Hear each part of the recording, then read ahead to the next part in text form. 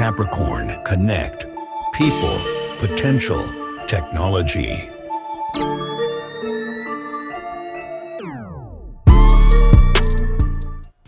Today we have a very special guest, Brian Christner. He's the Chief Online Gaming at the Casino Baden in Switzerland. We will talk about gambling addiction, the transition and transformation from offline gambling into the online gambling industry. Brian Christner, welcome to the CapricornConnect Podcast. How are you today? Doing very well. Thank you, Jakob. Brian, I would like to ask you a question. What was your motivation? I mean, you're originally from Arizona, so what was your motivation entering the gaming industry? Maybe you can elaborate on that one. Yeah, I think my entrance into the gaming industry has to go back a couple of steps because I grew up in Arizona and basically I joined the U.S. Air Force because I want to go see the world. And then I landed in Vegas, 5 hours away from my house, so I didn't see much of the world, but I landed in Vegas. And that's when it really introduced me to the gaming world. And I spent my time in the Air Force, went to college and everything in the Air Force, start studying IT. And I start realizing already in the Air Force that IT was becoming a thing. And I really started getting into it, had some startup jobs around some customer service jobs. And then after enough IT knowledge, I then joined the gambling industry. And that's really my start into gambling was in Vegas directly after the military. Was it a strategic decision for you, or you just maybe transitioned into it by coincidence? I think it's totally by coincidence because I was obviously located in Vegas, and Vegas is the capital of gambling in the world. And obviously, most employers in Vegas are somewhere gambling related or supporting gambling. So it was basically a no-brainer that I was going to end up in Vegas or end up in gambling in Vegas. And you also have a bit of an entrepreneurial streak. You also set up your own company. Maybe you can tell us about that a little bit. Sure thing. So, I mean, I started my own company back in 2018, I believe it is, where we realized there was a gap in the Swiss market. And I was working for Swisscom for a long time, building the Swiss cloud. And I was going all around Switzerland, realizing there's a lot of gaps around knowledge as far as how do companies get to A to B with cloud. And then I start realizing that maybe I should start consulting in this area. And then we started building up our business around it, became one of the first DevOps consultancies in Switzerland. We also became one of the first Amazon consultants in Switzerland. And positioning-wise or location-wise, we actually opened our office in the same building as Amazon. So it was very location relevant because we were meeting them at the coffee machine and getting to know the whole Amazon staff, which helped. And that's how we really got our foot in the door with Amazon and became one of the first partners, one of the biggest partners at the very beginning in Switzerland. And then you exited your company? I did. So then in 2020, after traveling a long time, because we were going to all the conferences, all the tech conferences in San Francisco and Barcelona, we were traveling a lot, doing lots and lots of customer trainings, and it was just a lot of impact on me. And I had a young son at home, and I was like, okay, enough with the traveling. I really enjoyed it, but it was time to transition to something else. And actually, the company was great. I really enjoyed it, but it was something I wanted to do myself, and I decided to sell my share of the company to my partner, and I exited the company, and I wanted to go travel the world. And I was like, okay, now is the perfect time, take my family before my son starts school, we're gonna go travel the world. And we start traveling, and 2 weeks in, COVID hits, and then we're on the plane back to Switzerland and game over. What happened then? So then I started to do some soul searching and try to figure out, okay, what do I want to do now? Do I want to revitalize my my entrepreneurial spirit and start another company? And I already had a company running, doing training and things like this, was running in the background. And I was looking around, and then I found this job at Baden. And actually, my wife found the job, and she's like, oh, I think this passed perfectly to your background because you have the tech background, you have the casino background, and it's actually online gaming. So I have, a lot of experience in casinos, a lot of experience in tech. So it was actually the match made in heaven because I knew exactly how it was. And Switzerland at the moment was a fairly new market in online gambling.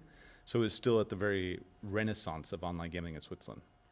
So basically the offline gaming or gambling industry and the online. Where do you see the gambling industry going to the future?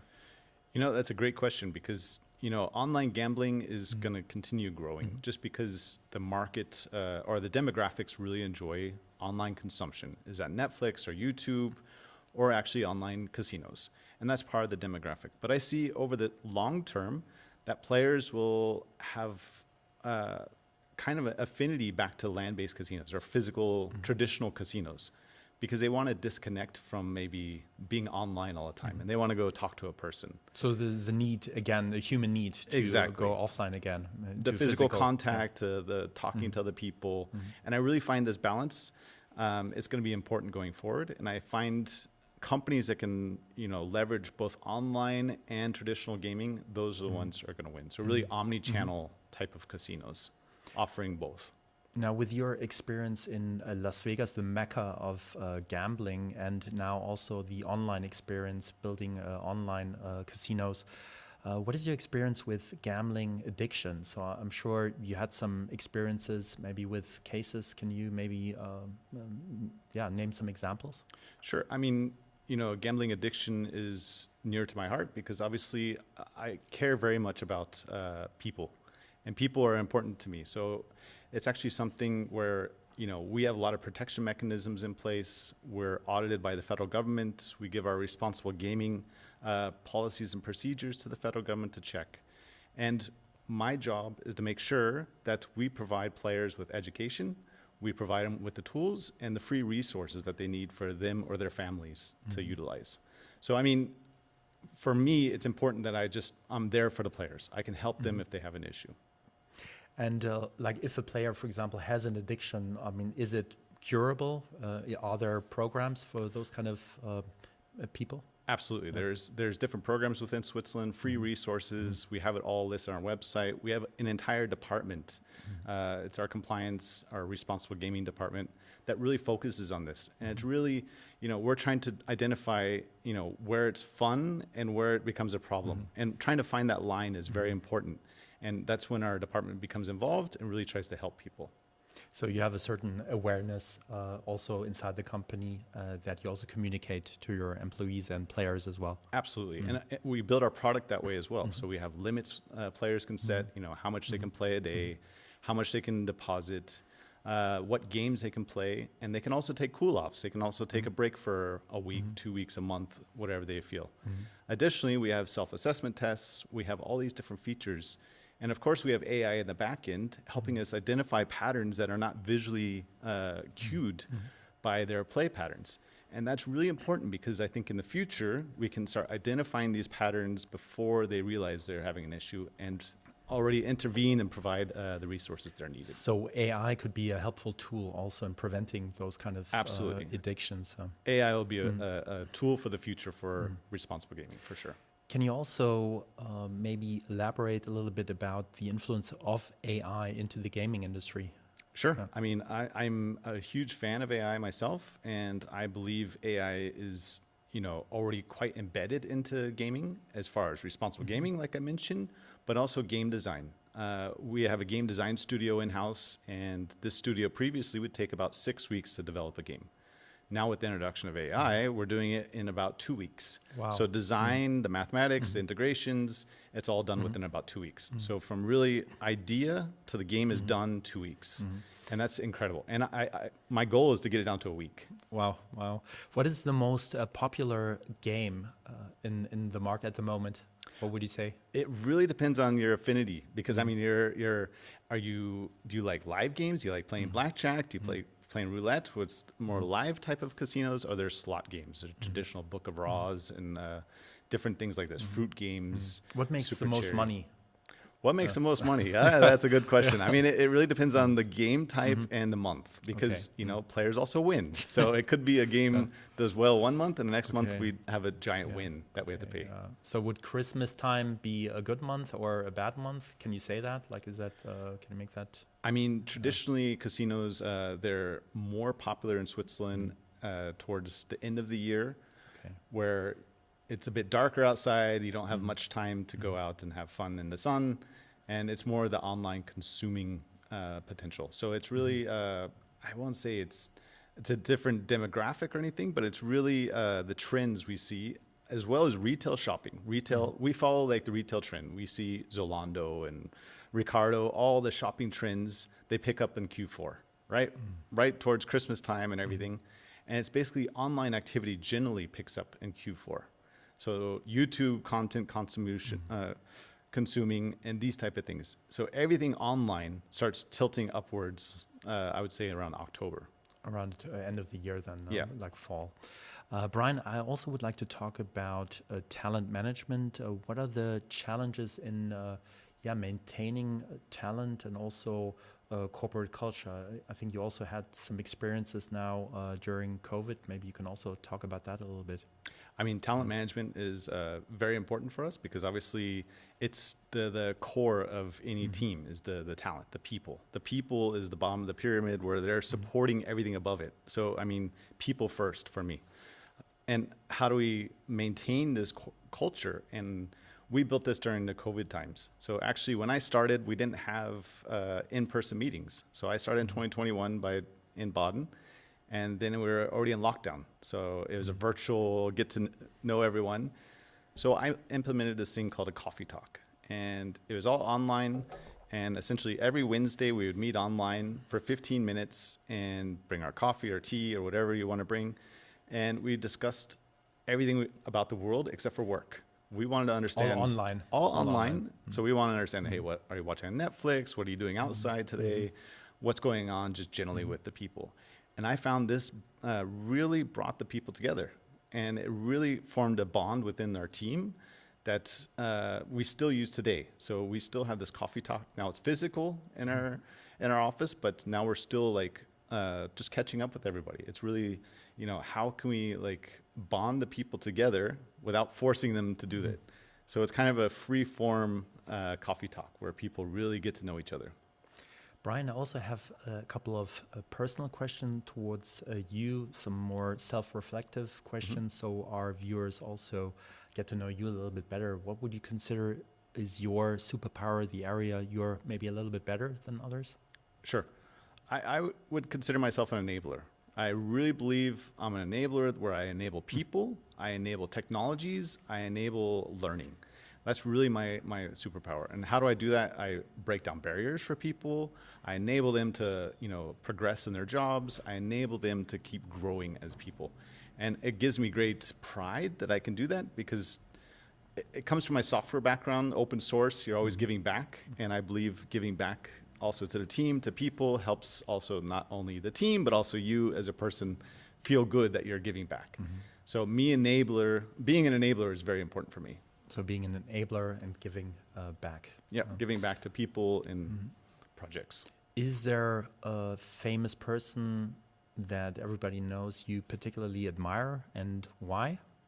Yes, so I have a couple different people I admire.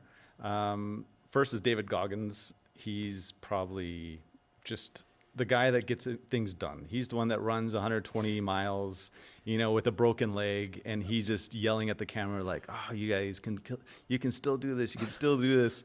I mean, if you want motivation, you just watch one of his videos, and you're like, "Wow, okay, I need to go run a couple kilometers today." I mean, he's really all about not giving up. Just keep on going and really go the distance. And he's just proving to people that your mental limits can also be kind of adjusted. Yeah, push the boundaries there. Exactly. Do you have like a mission statement, a motto, credo that you live by?